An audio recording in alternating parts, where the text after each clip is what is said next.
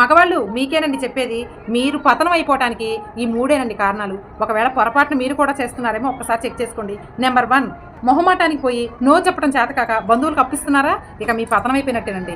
అటు మీ బంధుత్వం పోతుంది, ఇటు మీరు ఇచ్చినటువంటి డబ్బులు పోతాయి. ఎంత మంచి వాళ్ళైనా సరేనండి, బంధువుల్ని బంధువులుగా ప్రేమించండి కానీ డబ్బులతో ప్రేమించకండి. దానివల్ల బంధుత్వం పోతుంది, మీ డబ్బులు పోతాయి. ఇది మాత్రం వాస్తవం. ఇక నెంబర్ 2, స్నేహితులను గుడ్డిగా నమ్మటం. ఎంత ప్రాణ స్నేహితులైనా సరేనండి, ఎంతవరకు ఉండాలో అంతవరకే ఉండండి, ఎంతవరకు చెప్పాలో అంతవరకే చెప్పండి. మీ బలాలు, బలహీనతలు, నెక్స్ట్ ప్లాన్లు, మీరేం చేయాలనుకున్నది ప్రతిదీ కూడా చెప్పేసుకున్నారనుకోండి, ఈరోజు ప్రాణంగా ఉన్నటువంటి స్నేహితులే రేపు భద్ర శత్రువులుగా మారుతున్నారు. ఇప్పుడు అలాంటి రోజులే నడుస్తూ ఉన్నాయి. శత్రువులు అంటే ఎక్కడో ఉండరండి, మనతో తిరిగినటువంటి వాళ్ళే మన వీక్నెస్ని తెలుసుకొని వాటిని వ్యతిరేకంగా మన మీద రివర్స్ చేస్తూ ఉంటారు. వాళ్ళే శత్రువులుగా మారుతూ ఉన్నారు. కాబట్టి ఎవరితోనైనా ఎంతవరకు ఉండాలో అంతవరకే ఉండండి, ఎంతవరకు నమ్మాలో అంతవరకే నమ్మండి. ఇక నెంబర్ 3, పరస్త్రీ వ్యామోహం ఉన్నవాళ్ళండి.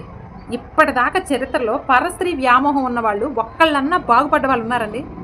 ఎవరైనా సరే. కొంతమంది కొంచెం తొందరగా నాశనం అయిపోతారు, ఇంకొంతమంది ఇంకొంత లేటు పట్టిద్ది అంతే. కానీ పరస్త్రీ మీద కన్నేసిన వాళ్ళు పతనం అయిపోవటం పక్కా అండి. కాబట్టి మగవాళ్ళు పతనం అయిపోవటానికి ఈ మూడే కారణాలండి. పొరపాటున మీలో ఏమైనా ఉంటే కాస్త మార్చుకోండి, లేకపోతే మీ చేతులారా మీ జీవితాన్ని నాశనం చేసుకునే వాళ్ళు అవుతారు. నేను చెప్పిన పాయింట్లు మీకు కరెక్ట్ అనిపిస్తేనే కామెంట్ సెక్షన్లో ఇస్తాను, కామెంట్ చేయండి.